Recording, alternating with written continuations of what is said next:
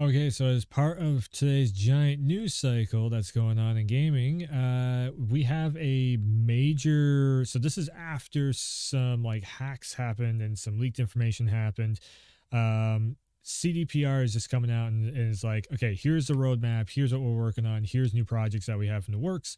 So we're going to check out a 15-minute video of CDPR's long-term product outlook, the group strategy update. Let's see. So I've already seen over Twitter that it's a couple of these projects, which very surprising on one of them, not so surprising on one of the other ones because they had already kind of announced something. They had teased something before. So yeah, let's jump into this. Check it out. Hello and welcome to CDPR Group Strategy Update. I'm Adam Kiciński and together with Piotr Nilubowicz and Michał Nowakowski, we will be talking about how the company has been It's evolving been- over the last yeah, 18 I like that. months and how we see our business and its future. We are excited to share with you our long-term outlook on key products we plan to focus on over the years to come. The foundations of our business and the values we embrace remain unchanged. We are here to create revolutionary role-playing games with memorable stories that inspire gamers. This has brought us to where we are today. 20 years ago, when we started CDPR Red, 20 it was years just ago. a handful of enthusiasts with a bold vision. We aimed to create a huge, story-driven RPG in a universe known from fantasy books. Given the little experience and resources we had back then, it was like reaching for the stars. Today, we have two amazing, powerful franchises. Right. Witcher was a book before it was a game, if I'm not mistaken, and of course, Cyberpunk was a tabletop game made into a game also. So yeah, CDPR is like, I mean, they're becoming very well, not becoming, but they are very well known for taking established IPs and putting them into a game virtual world, if you will. Yeah, huh. I never actually like you just don't think about that as much because they're so massive on the scale of popularity of like The Witcher and now Cyberpunk. The Witcher and Cyberpunk. CD Projekt Studios teams are over 1,100 people strong, among them over 700 developers. We have delivered Jeez. 4 profound and memorable games that continue to appeal to more and more gamers. They've been around for this long and they've only made 4 major titles. That's, I mean, no matter whether you love or hate Cyberpunk, that's a pretty hefty lineage right there of only 4 games to the resume, and they are that well known. That's saying something. Speaking of which, I'm proud to say that Cyberpunk 2077 recently hit the mark of 20 million copies sold. With Yeah. this, we have collectively sold over 85 million copies of our 4 flagship games so far. Having said that, we remain as hungry and ambitious today as we were 20 years ago. Thanks to full creative and financial independence, we truly feel that our future is in our own hands. 4 games It's in 20 deeply years. motivating. Let's first look at what we've done since the last strategy update. Here is Piotr to tell you more. Thank you, Adam. Having learned our lessons from the Cyberpunk Member of the 2077 board. launch, we pushed for changes. Since last year's strategy update, in which the Red 2.0 transformation played a central role, we've been introducing significant improvements that lay the groundwork for the company's further growth. First, we've been working on improving our internal organization, focusing on building healthy, strong teams as they continue to grow. Second, the studio now uses agile work methodology, and we keep iterating to further optimize our development processes. A key strategic decision was forming a long-term partnership with Epic Games. Unreal Engine will be the technology which we will build upon to deliver our creative vision, CDPR Red's unique style and exceptional quality in open-world storytelling. And that's so CDPR has been using their own proprietary engine for like 20 years or whatever. I'm pretty sure they've been using it this whole time. If not, then it was something else before. Maybe it was Unreal Engine before. I jumped in around Witcher 2 was the time when I jumped in on CDPR games, just checking them out. It was like the tail end of Witcher 2 going into Witcher 3.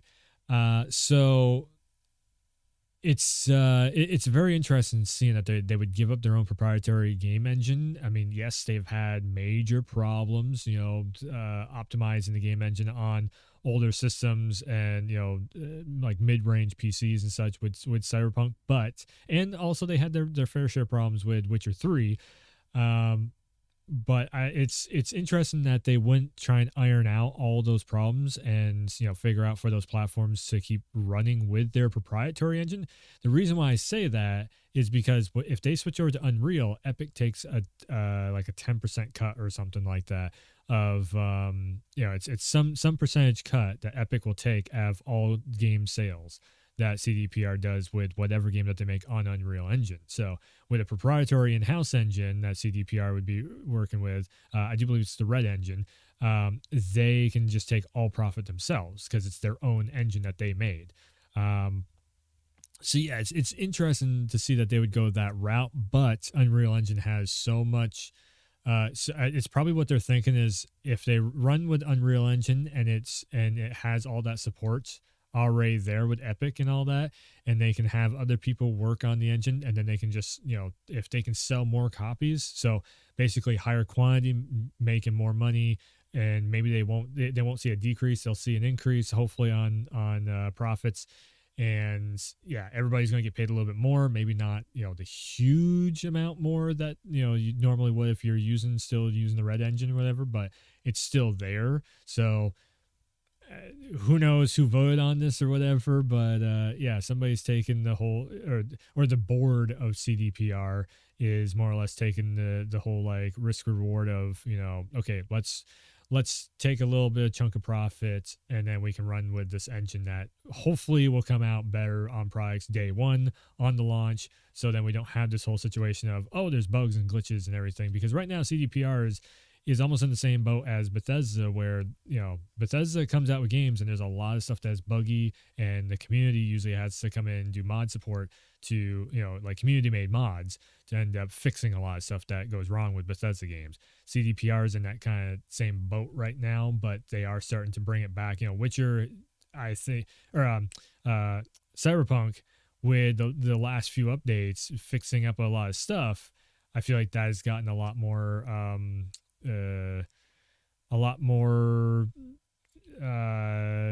goodwill with the player base, if you will. So yeah. Anyways, In the longer run, it should also boost our effectiveness and predictability. Last year, our group joined forces with two new teams: the experienced developers at CDPR at Vancouver Studio and the Boston-based Molasses Flat. Wow. And this year, we've welcomed two members to CDPR's management board: Paweł Zawodny, CTO and head of production, and Jeremiah Cohn, CMO and head of the franchise development team. Those initiatives supported one of our key goals: to carry out parallel development of two AAA projects. We achieved this in early 2022. Being able to work on more than one project simultaneously is crucial for our future growth. One other thing too, in this really feels like a thing for the shareholders, not so much for the gamers, for the consumers. It feels like they're really putting this video out there of like, okay, here's what our strategy is. We know that there has been a lot of like negative press on CDPR, but here's what we're trying to do to go forward to make sure that we don't have any more negative press, or at least the least amount of negative press. And here's what we're working on. This feels like an earnings call, or like maybe not an earnings call, a call with the shareholders of like, can we get funding to make this next project? It almost feels like one of those, or like that call has already happened, and now you as a consumer or as a gamer, this is marketing to be like, okay, here's what we got the green light on to make. It's very different than what you would see at like a Game Awards if they were just like, here's trailer of new game, And at the same time, we've been working hard on further supporting Cyberpunk 2077 by releasing substantial updates and its new gen edition. Finally, we've been extending our franchise flywheel, which includes the recent release of our first very successful anime production, Cyberpunk Edgerunners. I've never watched an anime, and I actually watched all of Edgerunners. That's how good it was. Wow.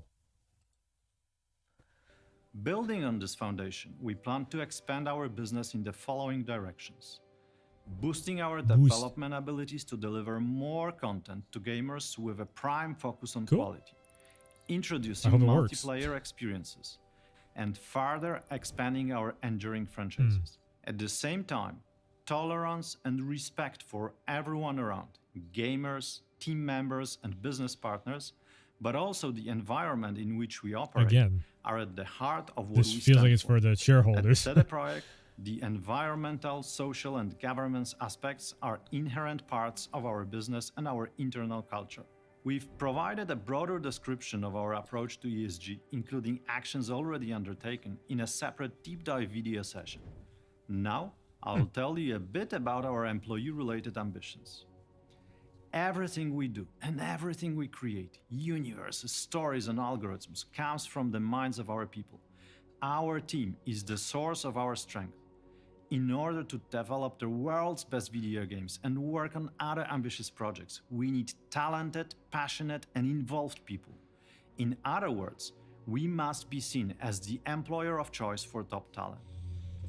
This is probably another thing too that they're trying to do with this is recruitment. You know, it's like a recruitment video where it's like, okay, we're trying to, you know, maybe we lost a lot of people and we're trying to really get back, you know, some really top talented game developers for both multiplayer, because we've also seen too CDPR has put out a few different studios, actually, even Capcom and such has put out kind of not really feelers, but like, you know, the pictures that you see on social media every once in a while. It's like, hey, we're looking for developers that can do this. So this also feels like one of those videos of like, hey, if you're looking to work in the games industry, come on over to CDPR, we'll take you, you know. And it's kind of cool. They have a Boston development studio, so even if you're in the States or whatever, there's a chance. Boost our competitiveness on the global market, besides creating healthy organization and offering involvement in delivering revolutionary games, we are redesigning our compensation system. It should also include an incentive scheme similar to those offered by our top global competitors. Attracting and retaining top talent is one thing, enhancing their career development is another. We are committed to supporting our people in expanding their skills and talents. What does this mean in practice for us? We aim to give each individual team member a chance to grow according to their development direction. We work with top-class mentors and trainers. And also, as leaders, we want to strive for managerial excellence to help our people realize their full potential. We also want to give our employees greater independence in making their own decisions, which of course also entails greater responsibility. Mentorships and such? We believe that this approach will promote mentorships? Stronger involvement and ownership, resulting in even higher quality of our work. And speaking of quality, it's of paramount importance, also as far as motivation is concerned. There is nothing more motivating than taking pride in your own products. Products with the ambition to inspire others. Now, let's talk about our franchises. Michał is here to tell you more. Thank you, Piotr. In our last year's strategy update, we presented the idea of the franchise flywheel, an ecosystem of comic books, TV, film, animation, merchandise, and spin-off games we are building around our IPs. It's funny because I just got done doing a video about how Sony's doing this exact same thing with all of the PlayStation Studios and PlayStation Productions titles that are coming out, between, you know, mobile games to the one thing that they're not saying is live service stuff, though. Funny enough, this is cool though. If they are going to expand on and do more stuff, because what, they got The Witcher and they got Edge Runners. Yeah, like Edge Runners Season 2, maybe even a new Witcher series. Could be kind of cool. With proper execution, every element adds momentum to the flywheel. The whole idea behind this is to expand our brands and help them reach new audiences and new heights. Being part of pop culture is crucial for a company's strategy. Jeremiah Khan talks about it more in a separate video. With millions of The Witcher and Cyberpunk fans looking for more content, we want to open up to external collaborations in development of new projects on top of our internal efforts. By doing so, we do not want to cut corners when it comes to quality, and meeting gamers' expectations. We are already working on a major project with a completely external team, and we expect to have a few carefully selected more in the years to come. Mobile games will be So a he part literally of just said that they're going to come out with another Cyberpunk TV show or something like, I guess, a season 2 to Edge Runners. That's cool. approach as well. For the first time in our history, we are opening up to working with external development teams to create new games within our franchises. We aim to work with experienced partners who would do justice to our brands and create fun and worthwhile experiences for our fans. So all developers are all hands-on making the next big AAA, title in their main series of either a Witcher or a Cyberpunk, and then they're going to go to third-party sources to make. I wonder if that's going to be DLC update stuff or if it's going to be like expansion pack stuff. I wonder if Phantom Liberty is going to be made by a third-party development team, possibly. It'd be interesting to see what comes out from CDPR that is made by third-party developers at that point.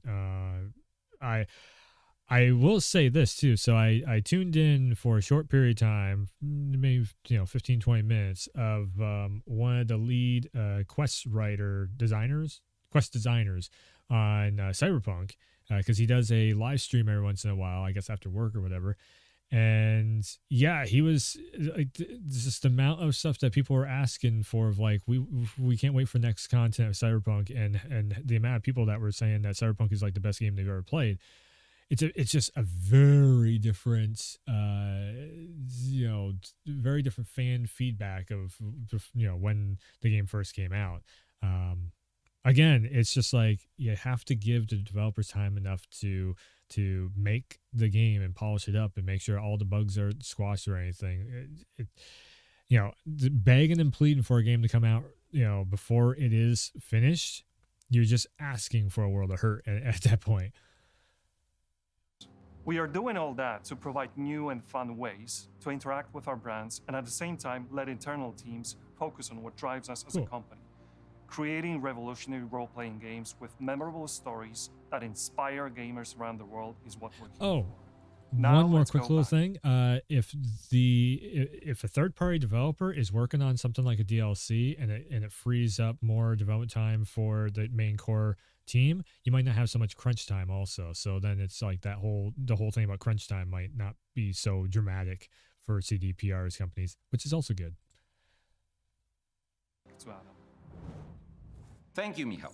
This is the right moment to talk about the long-term outlook of our key products. For starters, this year we plan to release The Witcher 3 for new-gen consoles, and in 2023, a major Witcher expansion 3 for PS5. PS5. That's right, that is coming up. Titled Phantom Liberty.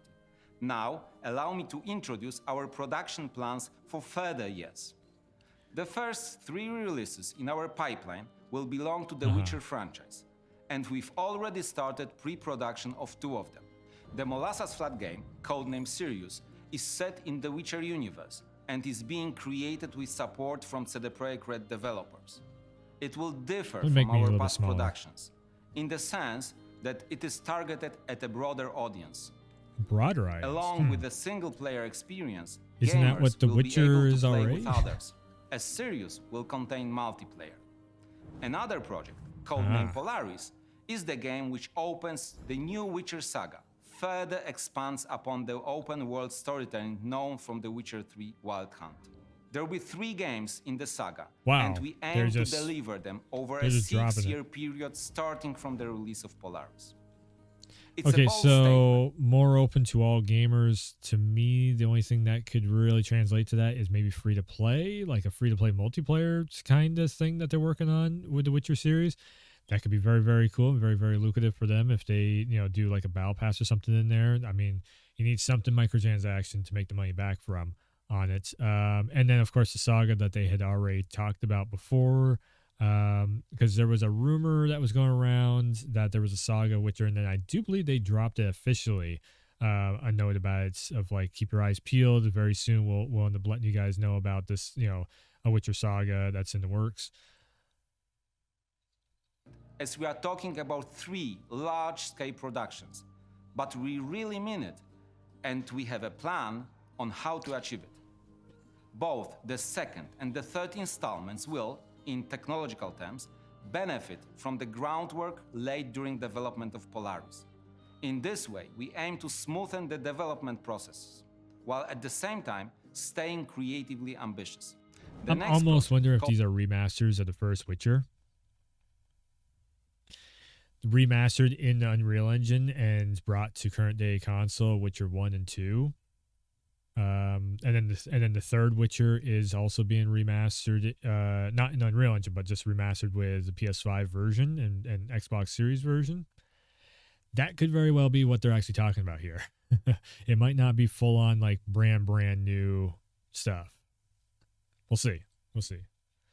Codename Canis Majoris will be another full-fledged Witcher production.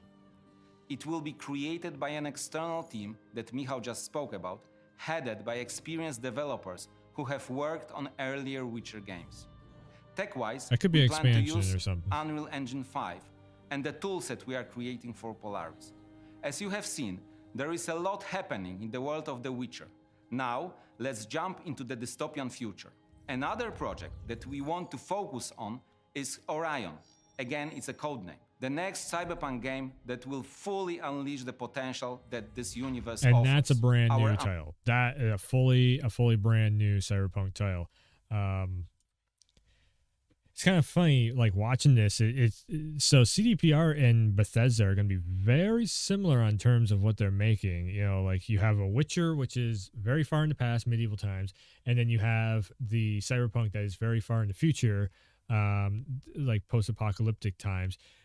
Same thing as your Elder Scrolls is very medieval, and then your Fallout is very futuristic. Futuristic sort of. Yeah, it's very funny that there's a lot of similarities between the two companies happening here. Ambitious plans will require a lot of work, dedication, and further growth of the team. Speaking of which, I have important news to share.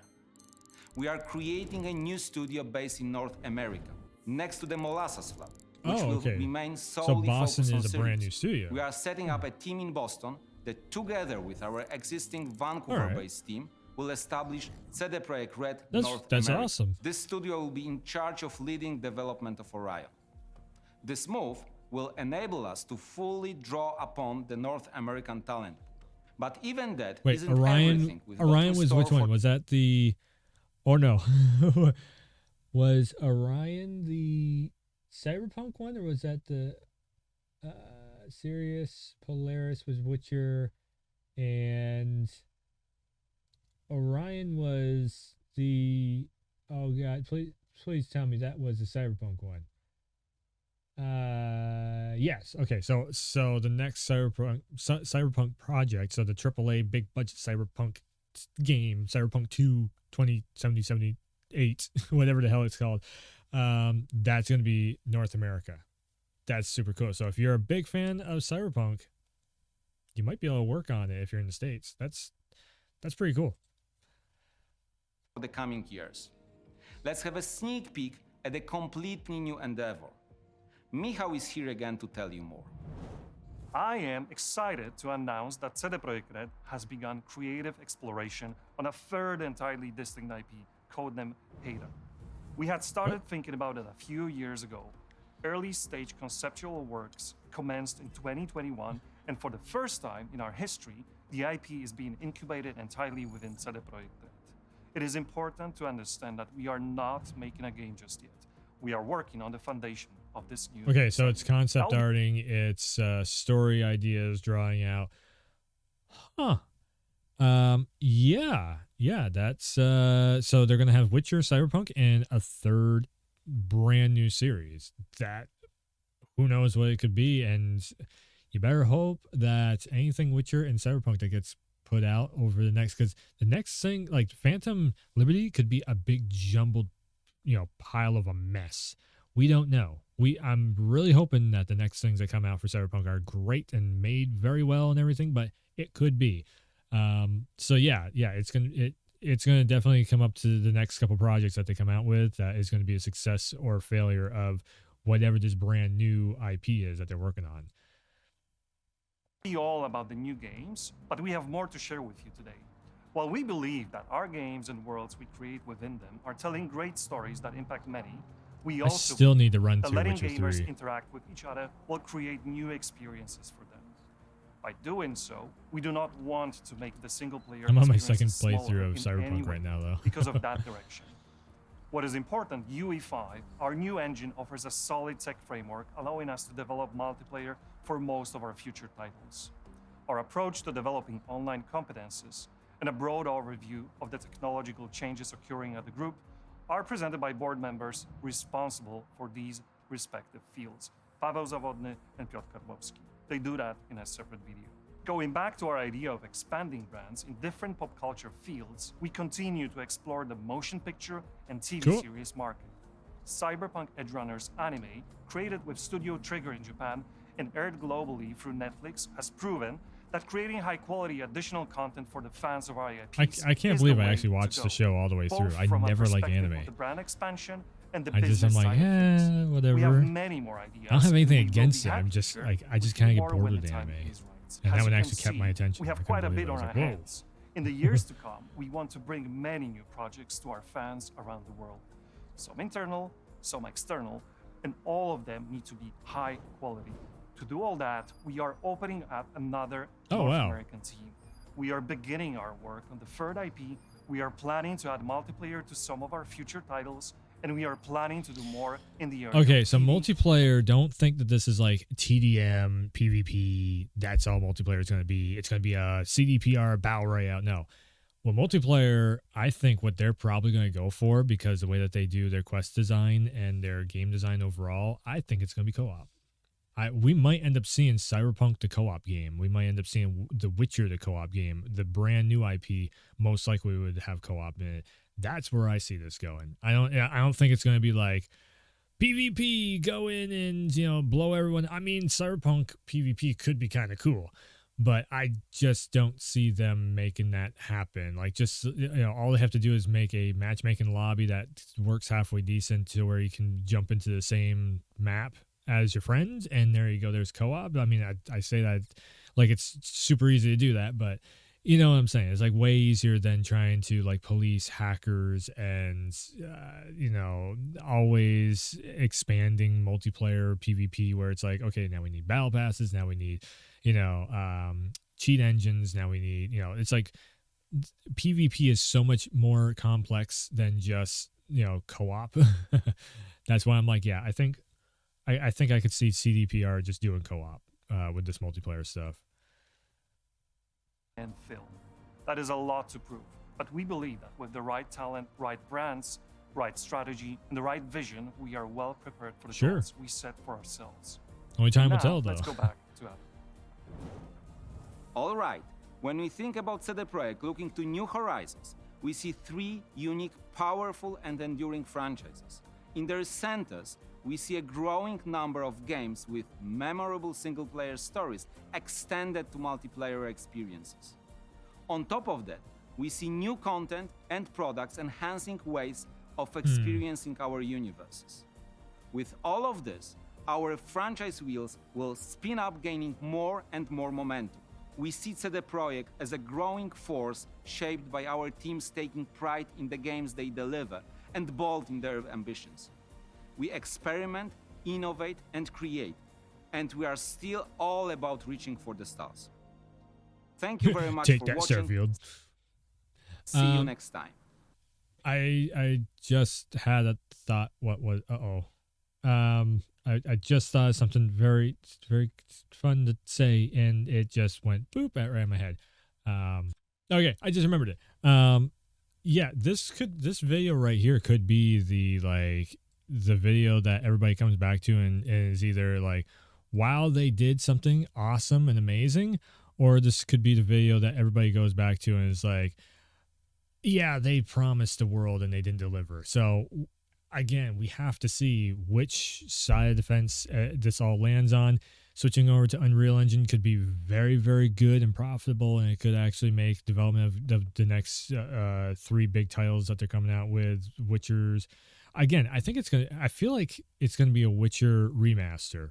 Hearing them talk about it, it just feels more like a Witcher remaster than it does a brand new game. the other thing, and also, I would take any word that these guys are saying over top of any leaks or rumor mill stuff any day of the week, because these are the guys that are making the stuff. These are the guys that are working hands on with it. The leaks and rumor mill stuff could be from months ago to years ago that is just now circulating to the public somehow. So just take that in consideration if you're thinking about saying, well, the leak said. It's a leak, that stuff changes all the time. Or, projects change they morph into other versions of the same project or whatever. So that's why, like when the Capcom leak happened, I was just like, well, we'll see what ends up happening. Because you never know until something gets absolutely 100% legitimately, pushed out there. Oh, that's what I was thinking. I wonder how much of the strategy of all this stuff, if they had, because I know Jeff Keighley's been having a bunch of trailers and everything for the Game Awards. I wonder, there's definitely going to be something at the Game Awards from CDPR. If they're working on all these projects, they're going to have something in tune with the million of people that show up for Game Awards. I'm wondering if we might see the new IP there, or if we might see like Witcher Remastered, or if we might see, I don't know. I think, well, a Witcher 3 PS5 version would probably show up there. I would say, I don't know if Phantom Liberty would show up there, because that's just like, we've already kind of seen the trailer for that. They don't want to show off too much of it. Yeah, it's going to be very interesting for the Game Awards for CDPR if they do show up, and what they'll show if they do show up. So, yeah. This is just showing us that we're going to be seeing a lot more CDPR. They're not going anywhere. I'm very shocked that Cyberpunk, they are going head first, just deep diving into Cyberpunk, which is cool because I like the world of Cyberpunk. I like everything it does. So to see that they're not just banding ship on it, and they're actually just going to double down and make sure that everything is really good with it. Yeah, that's cool. So anyways, go check out the rest of the YouTube channel. Like, subscribe, hit the bells and all that stuff. And yeah, I'll be back with even more content as it comes out, or gaming news as it comes out. So yeah, this has been another Let's Talk video. So thanks for tuning in. Thanks for stopping by. And as always, I will see ya next time.